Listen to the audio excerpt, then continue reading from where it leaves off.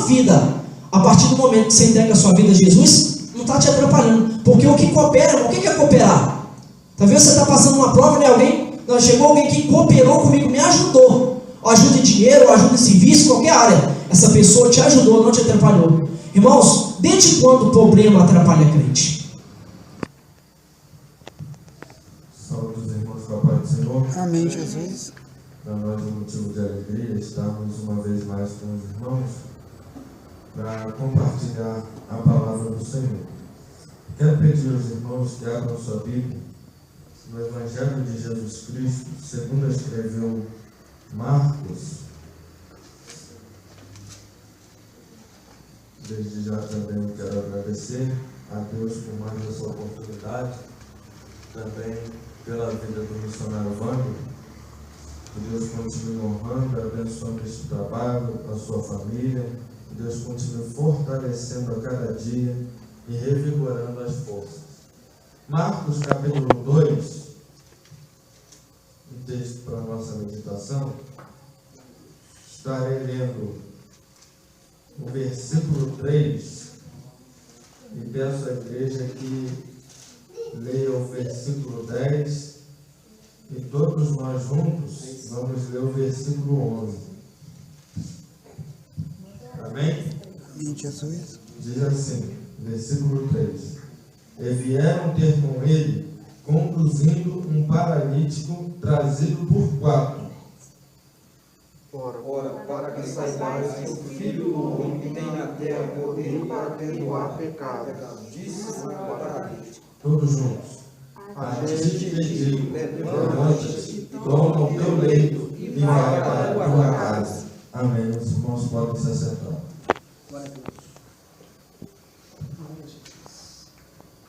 Irmãos, esse texto é um texto já conhecido de todos nós, mas eu estive meditando nele durante este dia e o Senhor falou ao meu coração algumas coisas interessantes.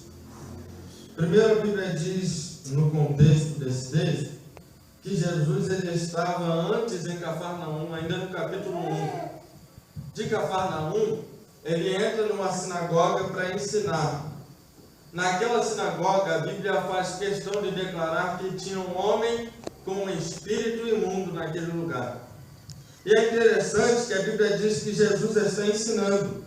E o espírito que está na vida daquele homem vem até Jesus e diz: o que queres conosco, Jesus, Filho do Deus vivo? Vieste nos destruir? O interessante nisso é que Jesus não tinha direcionado ainda uma palavra àqueles demônios, mas foram eles que chegaram até Jesus e eles já sabiam que o propósito de Jesus ali era afastar a presença deles, porque aonde Jesus chega, não tem como o diabo ficar.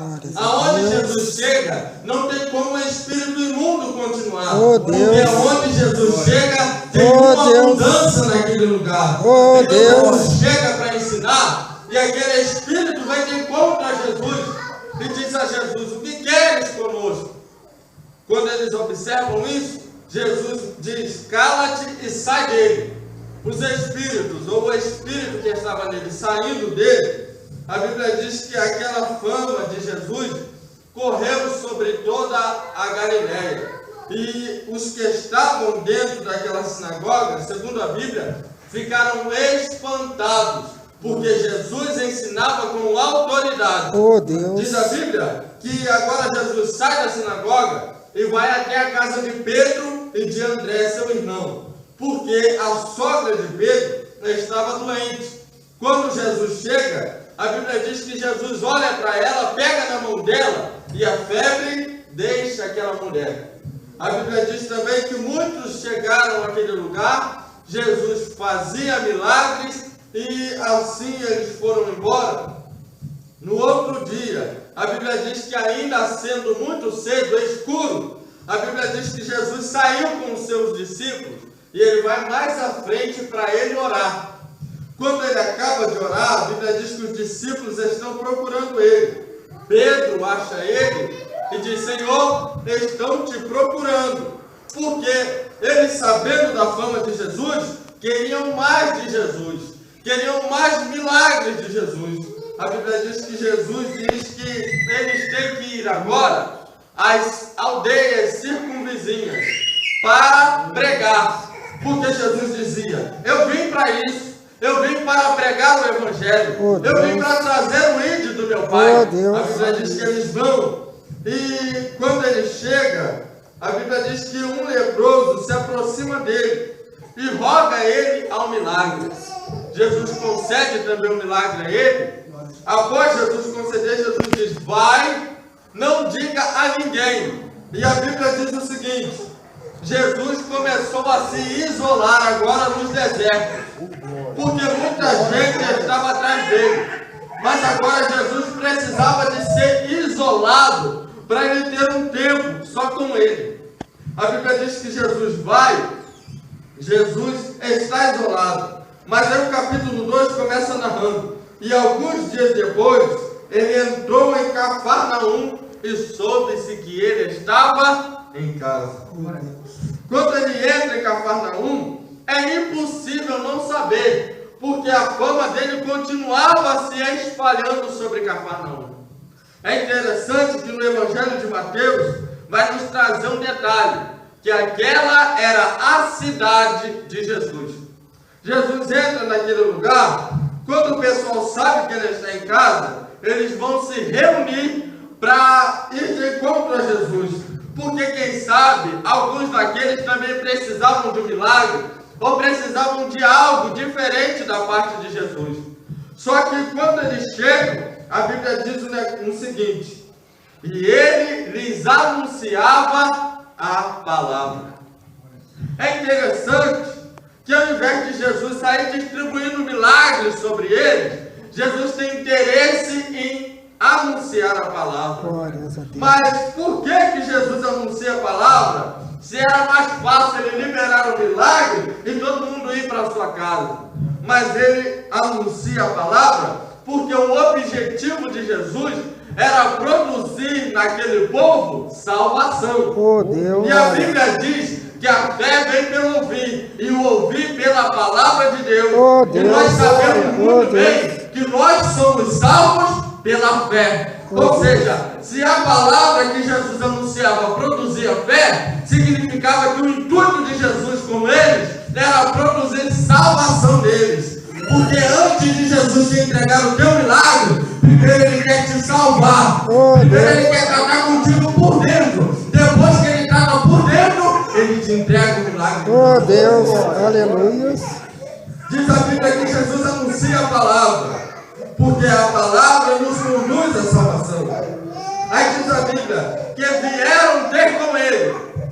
Dentro daqueles que estavam levando ou que estavam indo até Jesus, tinha um homem que não conseguia ir até Jesus sozinho. Então a Bíblia diz que 4 homens se juntam, pegam aquele homem num leito, numa maca, e levam ele até Jesus e vão ter com Jesus. Chegando naquele lugar, a Bíblia diz que eles não podiam aproximar-se de Jesus. O que é interessante nisso aqui é que se eles não podiam se aproximar, o que eles mais queriam, ou o interesse que eles tinham de estar naquele lugar, era de estarem próximos de Jesus. Eles vendo que eles não podiam se aproximar, porque a multidão impedia, tinha muita gente naquele lugar, a Bíblia diz que eles descobriram o telhado. Agora aqui eu aprendo algo interessante, que para quem quer se aproximar de Jesus, ele não olha para o problema. Quem quer se aproximar de Jesus, não olha para a dificuldade que está em chegar perto de Jesus. Mas tudo que ele mais quer é chegar aonde Jesus está. É estar perto de Jesus. É que ele tem um propósito. Se eu disse que eu quero me aproximar de Jesus, não é a multidão que vai me parar no meu caminho, mas eu vou conseguir chegar perto de Jesus. Talvez tem gente que entrou aqui nessa noite querendo se aproximar mais de Jesus, mas nem precisa para chegar perto de Jesus. Mas eu tenho uma palavra: não desista,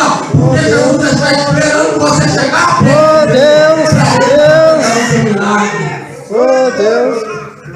Diz a Bíblia que eles queriam se aproximar. E a multidão era um impedimento para eles, missionários.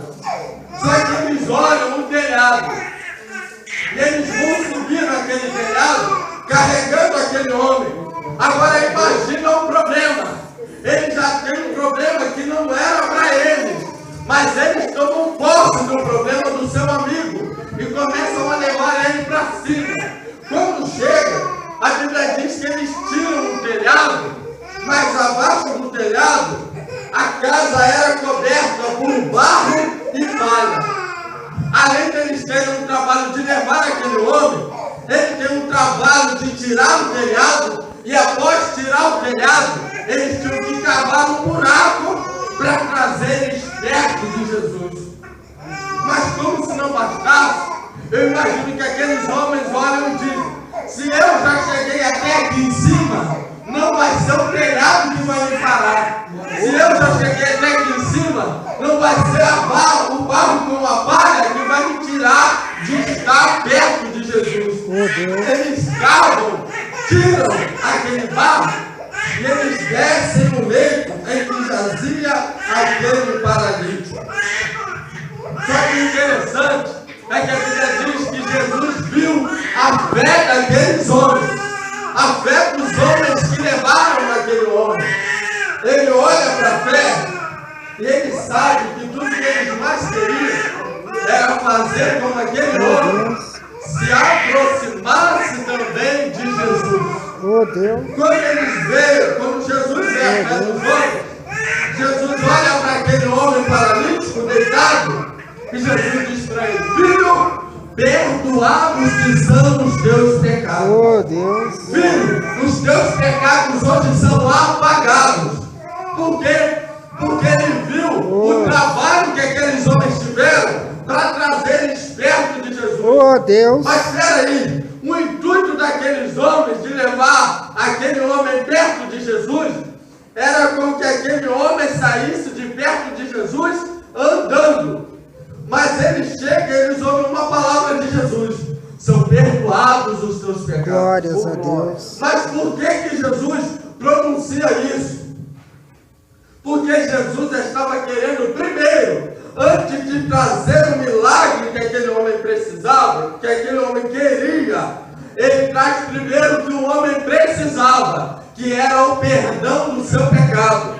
Jesus, em outras palavras, está dizendo aos homens e aquele paralítico: antes de eu te dar o que você me pede, eu vou te dar primeiro o que você precisa. Antes de eu tratar naquilo que você quer, eu vou primeiro tratar no seu interior, te dando perdão dos seus pecados.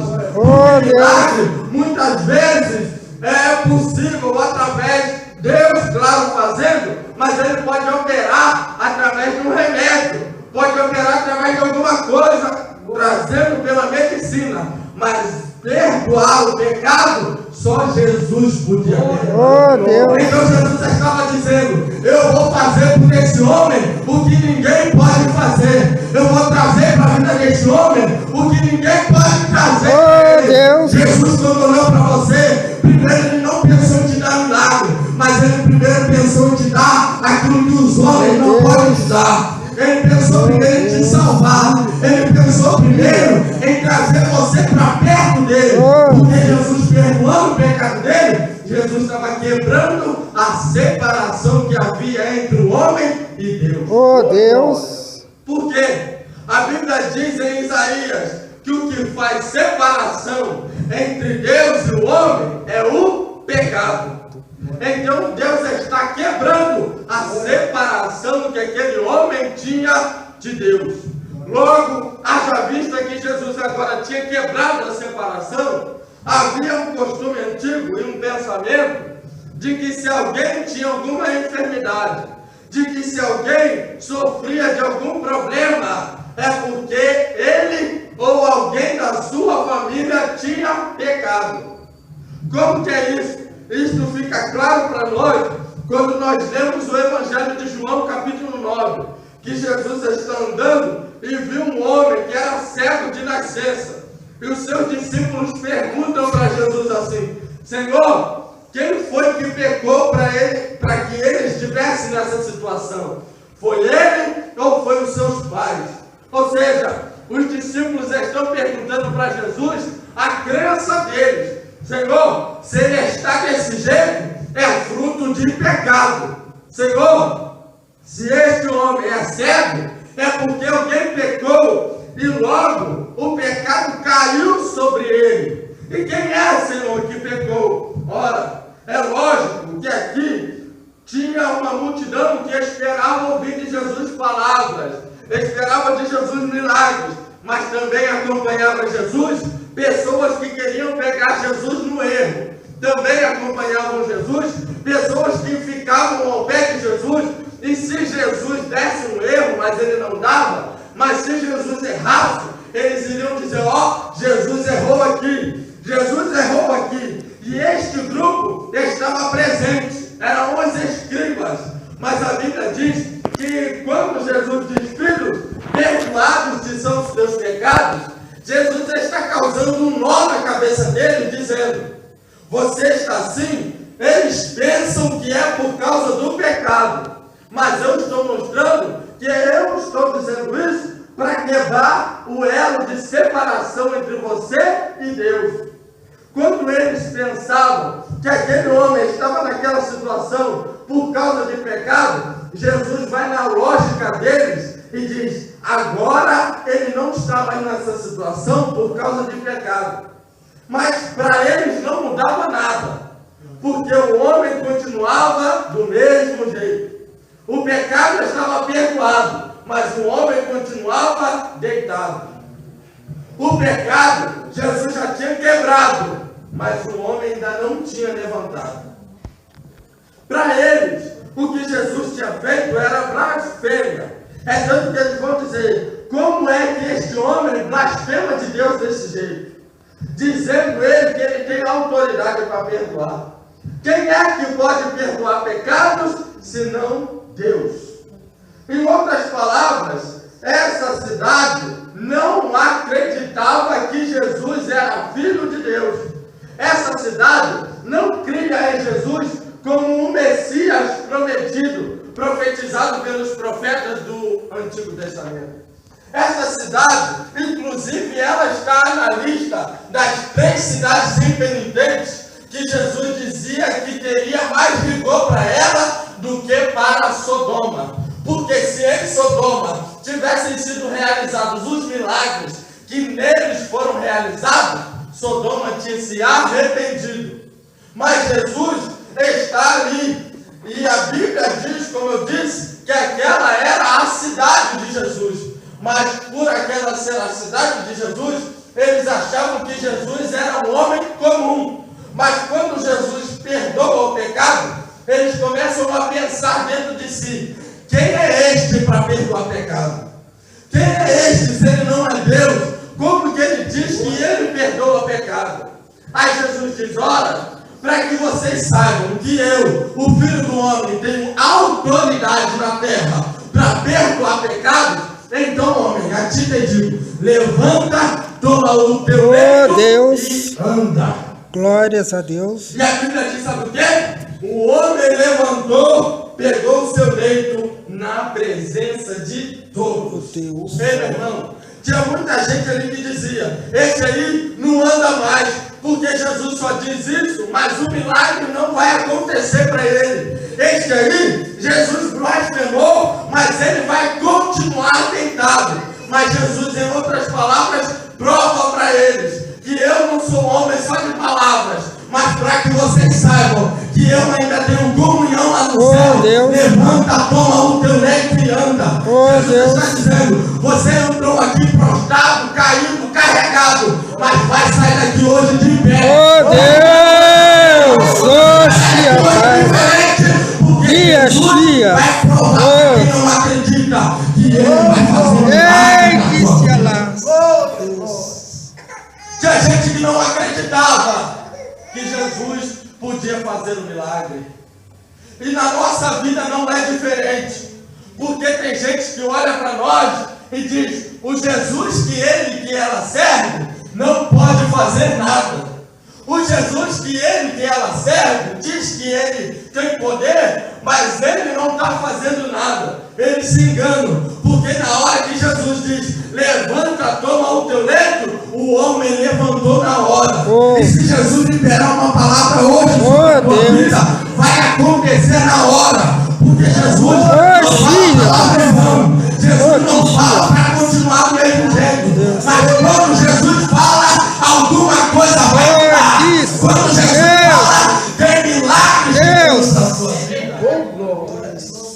Mas antes, isso aqui que é interessante, antes dele realizar o milagre, ele muda aquele homem por dentro, perdoando os pecados. Talvez você não está vendo ainda milagre chegando na tua vida. Mas sabe por que ainda não chegou? Porque Jesus ainda está tratando dentro de você. Mas na hora que ele acabar de tratar dentro de você, ele vai começar a trazer milagre para a tua vida.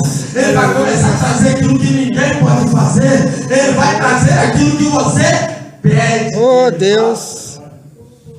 Diz a Bíblia que ele levanta, toma o leito e vai para casa. Glórias. Mas aqui está o que eu quero pregar. Ele entra naquele lugar carregado, mas ele sai daquele lugar carregando. Tem gente que entrou aqui hoje carregado, porque alguém pegou na mão dele e diz, vamos lá na igreja hoje, vamos lá hoje. Você não pode ficar conformado com essa situação. Vamos lá na igreja hoje. Não desiste não. Não deixa esse problema te parar. Alguém pegou na mão dele e trouxe, porque veio arrastado. Mas Jesus está dizendo, ele entra arrastado, mas quando ele se encontra na minha presença, ele sai carregando a marca que trouxe. Sabe por quê? Você pode ter entrado tudo carregando, mas Jesus vai sair daqui de glórias a Deus. Você vai sair daqui hoje carregando um problema que te carregava tanto. Sabe aquele problema que todo mundo dizia, não vai acontecer nada? Jesus, você está na minha presença. Você está hoje no meu lado. Oh Deus. Glórias a Deus. Tem gente que não acredita mesmo, é verdade. Tem gente que acha que já não tem mais jeito, é verdade. Mas o que os homens dizem que não tem jeito, para Jesus ainda tem jeito. Oh Deus. Os homens dizem, não acontece. Mas a Bíblia diz, operando Deus, quem impedirá? Glórias a Deus. Essa noite, para agir na minha e na tua vida. Oh Deus. Você está dizendo, tu não vai mais viver desse jeito. Mas hoje é noite de levantar a tua cabeça e sair daqui hoje de cabeça erguida. Oh Deus. Diz a Bíblia, eu vou terminar agora.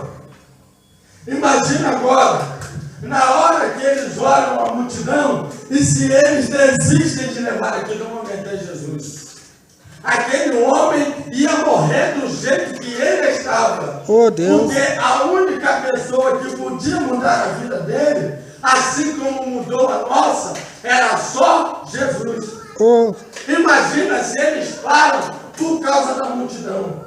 Imagina se eles param por causa do teto que estava atrapalhando chegar até Jesus. Mas eu imagino, na hora que eu estava lendo essa palavra, eu fiquei imaginando, na hora que eles estão do lado de fora, e eles olham para um lado e para o outro, não tinha como entrar pela porta, não tinha como eles passar por baixo. Então, para eles descobrirem o telhado, eles tinham que olhar para cima. Oh Deus. Sabe o que Deus está dizendo? Na hora que a gente não vê mais jeito de entrar em um lugar para encontrar Jesus por baixo, está na hora da gente levantar a cabeça e olhar para cima. Deus. Porque a Bíblia diz que o nosso socorro não vem de um lado, o nosso socorro não vem do outro, o nosso socorro não vem de trás e nem da frente, mas o nosso socorro vem do Senhor. Glórias a Deus. A hora que você não consegue entrar de um jeito, é a hora de levantar a cabeça. Jesus me ajuda, porque está na hora de eu subir. Está na hora de eu ultrapassar o limite para chegar perto de Jesus. Oh, aleluias. Só que esse texto me ensina que para eu receber o milagre não é fácil. Para eu receber um milagre, é trabalhoso. Oh Deus. Mas na hora que eu consigo chegar perto de Jesus, eu saio com a minha vida transformada. Oh Deus. Na hora que eu consigo chegar perto de Jesus, na hora que eu rompi os meus limites, é a hora de Jesus dizer: basta, acabou para essa doença, acabou para este problema. Porque quando Jesus chega, o diabo tem que ir embora. Quando Jesus chega, a doença tem que ir embora. Quando Jesus chega, o milagre chega junto com ele. Deus, aleluia. Talvez você entrou aqui nessa noite como aquele homem, pensando até que não tem mais jeito, pensando: eu vou morrer aqui nesse leito, eu vou morrer desse jeito. Mas Jesus já está dizendo: rompa os teus limites nessa noite, abra mão de tudo que você tem, rompa esta multidão, olha para cima, descobre esse telhado e comece a se aproximar de Jesus, que você vai ver que ele tem coisa grande para a tua vida. Talvez você acha que já viu tudo grande que Jesus tem, mas hoje é noite de você descobrir coisa maior. Oh Deus. Diz a Bíblia que os discípulos estavam com Jesus, e naquela embarcação se levanta o vendaval. Jesus não avisa para eles que eles iam ter problema. Jesus simplesmente diz: vamos chegar do outro lado. Só que aqui é um problema: eles não esperavam que os limites dele iam ser superados naquele dia. Eles não esperavam que algo Jesus ia fazer de maior do que eles já tinham visto. Ora, eles já tinham visto Jesus curar, eles já tinham visto Jesus libertar, já tinham visto várias coisas, mas naquele dia que se levantou o vento, eles viram outra coisa maior do que eles já tinham visto. Sabe por quê? A Bíblia diz que eles se espantaram com o que Jesus tinha feito. Sabe o que é isso aqui? Jesus estava dizendo para eles: você achava que já me conhecia, mas na hora que eu resolvo operar, eu opero de forma diferente, trazendo coisas maiores do que você já viu. Tem gente que entrou aqui dizendo: eu já vi de tudo, eu já sei de tudo, mas Jesus trouxe aqui para te surpreender nessa noite. Deus. Jesus trouxe aqui para te dizer que está na noite. Você sai daqui hoje surpreso. Deus. O que ele vai fazer na Glórias a Deus. Glória a Deus. Aleluia. Tem gente que olha e diz: já era. Deus não faz mais. Mas Deus está dizendo: é hora de tirar esse pensamento da tua cabeça e começar a olhar para os milagres que eu já fiz e eu não mudei. Eu ainda posso fazer na tua vida. O nosso Jesus não mudou. A Bíblia diz que ele é ontem, ele é hoje e ele será eternamente. Ei, se Jesus operou ontem, ele opera hoje e vai operar até o dia que ele voltar. Se Jesus fez milagre ontem, ele quer fazer hoje também na tua vida. Glória a Deus. Aleluia. Eu vou terminar agora. Mas a Bíblia conta uma passagem muito interessante. Uma mulher que sofria de 12 anos de um fluxo de sangue. A Bíblia diz que ela sai do lugar onde ela estava e ela vai de encontro a Jesus. Só que quando ela chega, já não bastando ela estar fraca, ela encontra também a multidão. E a multidão obriga ela a romper a multidão se ela quer milagre. Ou seja, eu aprendo com a multidão que a multidão é um teste para a nossa fé, para ver se a gente está querendo mesmo chegar perto de Jesus. A multidão é um teste para mim e para a sua fé, para ver se você realmente está querendo o milagre que Jesus tem. Só que tem um negócio: quando eu acabo de passar pelo processo da multidão, eu fico frente a frente com Jesus. Quando eu acabo de romper a multidão, que eu estou rompendo meu limite, eu chego face a face com Jesus. Deus. Sabe o que Jesus está dizendo para mim e para você? Que na hora que acabar essa fase da multidão, você vai ter um encontro com Ele que vai mudar a sua história. E não acabar a fase da multidão, o teu milagre está te esperando do outro lado. Ei, não desista agora. Se você já saiu da tua casa, é hora de sair carregando o teu milagre hoje. Não desista, não deixa para amanhã. O milagre que Jesus tem para hoje é para agora. Então toma posse do milagre. Glórias a Deus. Eu não abro mão. Eu só saio daqui hoje com o meu milagre. Oh, Deus. Eu só saio daqui hoje levando a minha vitória. Oh, Deus. Aleluia. Vai ter empecilho? Vai. Mas na hora que você encontrar Jesus, você vai experimentar o que nunca experimentou na tua vida. Oh, Deus. Vai vir alegria diferente. Vai vir uma paz interior que você nunca teve. Sabe o que é isso? É a presença de Jesus que vai invadir a tua vida. Então a palavra de Deus hoje é esta: não desista. Vai, arranca o telhado, arranca o que for preciso, mas chega perto.